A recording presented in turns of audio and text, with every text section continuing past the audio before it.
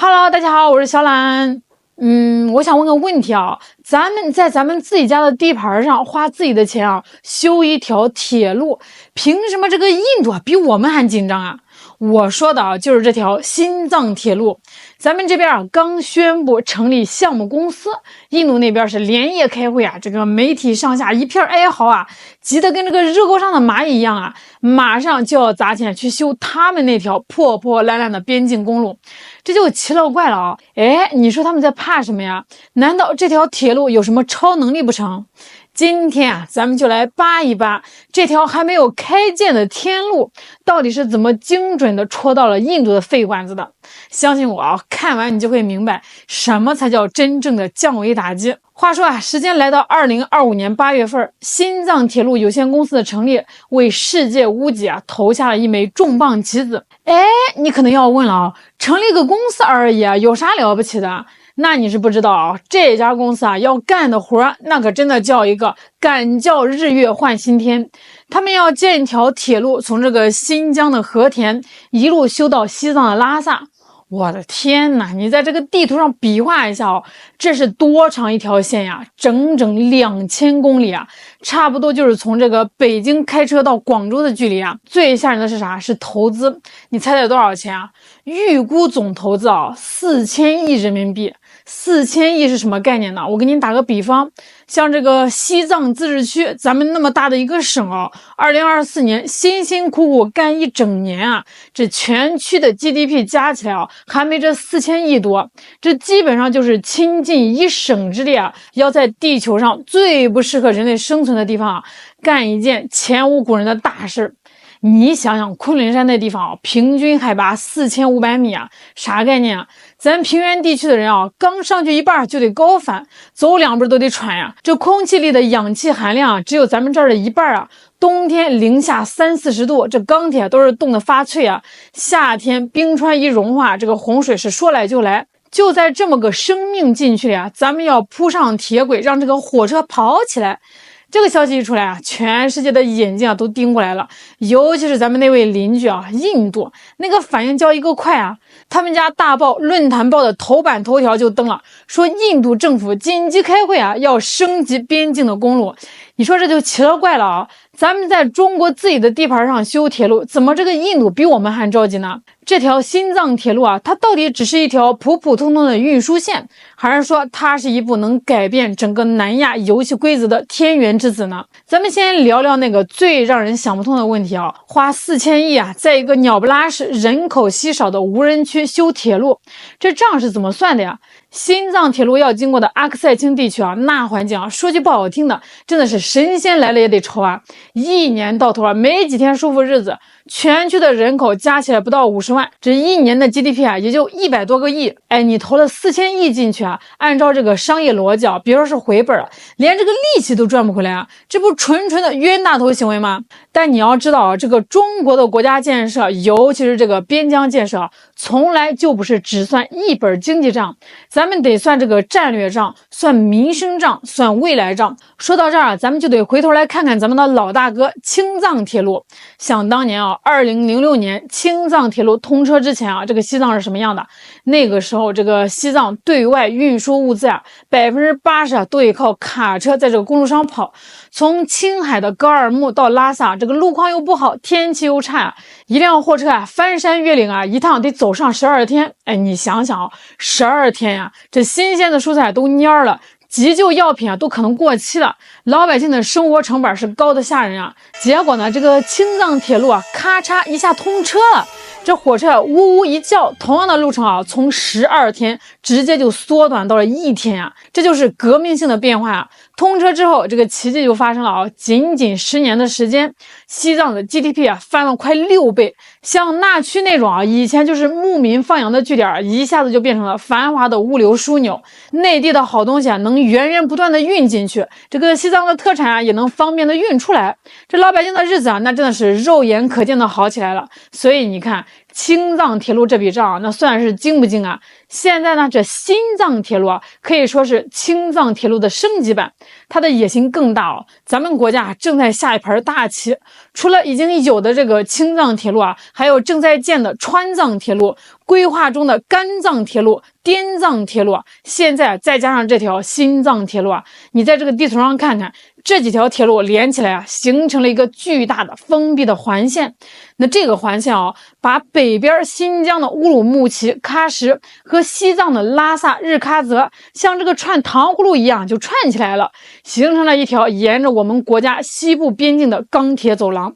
当然了，除了经济和民生这条铁路还有一个更硬核的作用，那就是国防。咱们说个近点的事儿2020年加勒万河谷大家伙都知道吧？当时是局势紧张咱们的后勤保障主要就是靠那条219国道。这条路已经是咱们基建的骄傲了，但是毕竟是公路一到这个冬天大雪封山，这个路就断了。你想想，这个前线的战士们在那儿顶着风雪保卫国家，这后勤补给他要是跟不上，那得多危险呀！这新藏铁路就不一样了，设计标准里白纸黑字写的清清楚楚必须保证全年通车，管你是暴风雪还是冰雹，火车照样能跑。这就意味着过去我们可能需要1个月才能完成的兵力调动和这个物资运输，未来1周之内就能把这一个满编的合成旅连人带装备从这个新疆直接投送到西藏边境你说咱们的邻居印度看到我们玩真的了，他能不紧张吗？能不跳脚吗？咱们再看看印度那边他们是怎么应对的那真叫一个操作猛如虎，一看原地杵，让人有点啼笑皆非就在这个新藏铁路公司成立的消息传出来后这个印度总理莫迪是坐不住了紧急的召集人马，大手一挥批了4000亿卢比。注意是卢比，那换算成人民币大概是300多亿。那他要干嘛呢？他要升级中印边境西段的一条叫 Disbol 的公路。那这条公路全长是255公里，被这个印度媒体吹的是神乎其神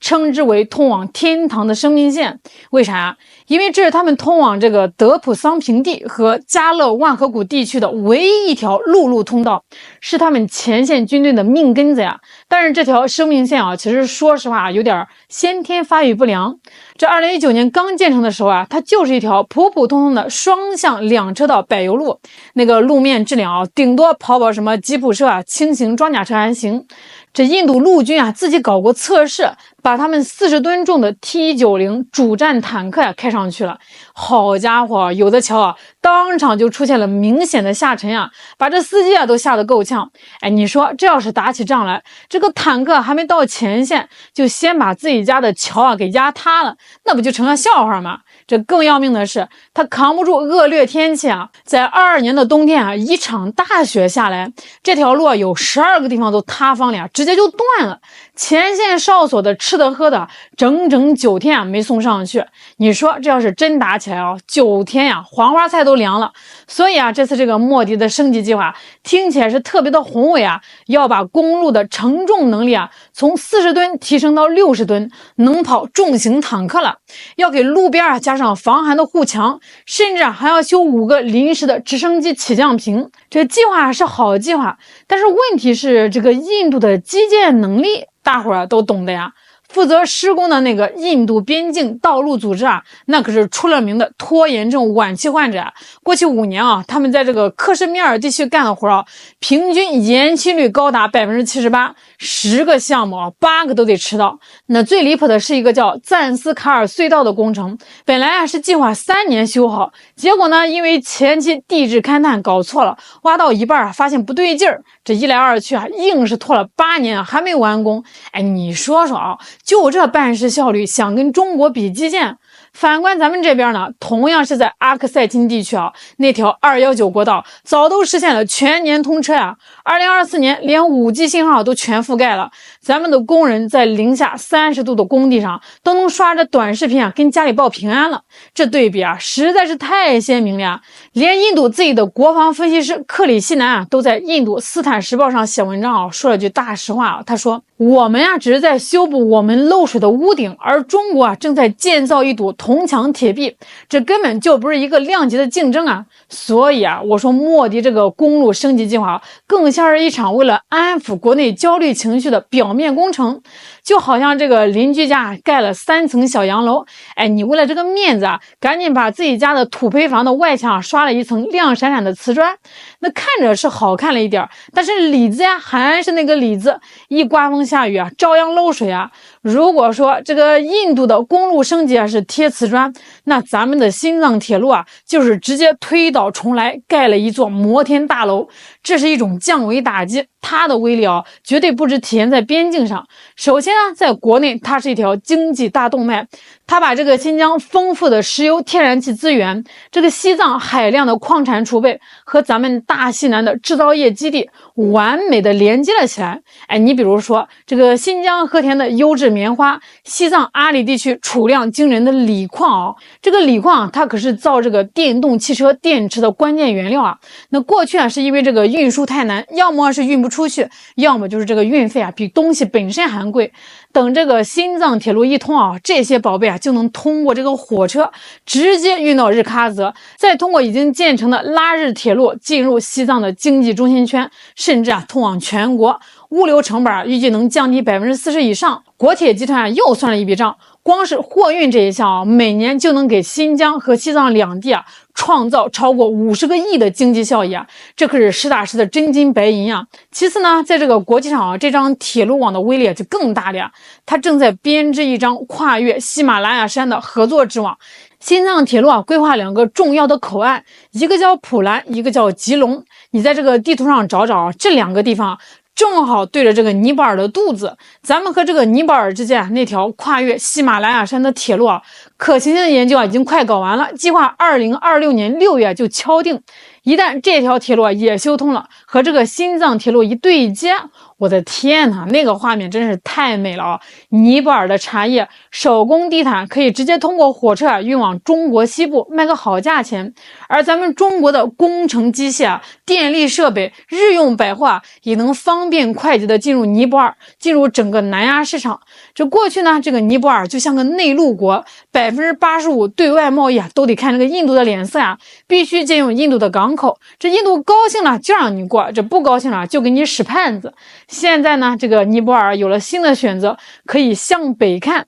哎，你说新藏铁路的建设是不是直接打到了印度的七寸上？它从根本上动摇了印度对尼泊尔等南亚国家的传统影响力啊！所以啊，聊到最后，我觉得啊，对咱们的邻居印度来说啊，真正应该感到焦虑的，或许并不是一条铁路本身，这一条路啊，你可以学啊，可以模仿，可以去修。但是有一种东西啊，你是学不来的，那就是中国啊，用70多年的时间，一代人接着一代人干啊，所证明的一个真理：一个国家边疆的真正稳定啊，从来不是靠几条临时抢修的公路就能维持的，它靠的是什么呀？靠的是像这个毛细血管一样深入大地、连通全国的强大的基础设施网络，更靠的是那种未有牺牲多壮志、敢叫日月换新天的代代相传的建设者精神。这才是新藏铁路背后最硬核、最无法复制的战略威慑。好了，今天跟大家聊到这儿了，我是小兰，我们下期再见。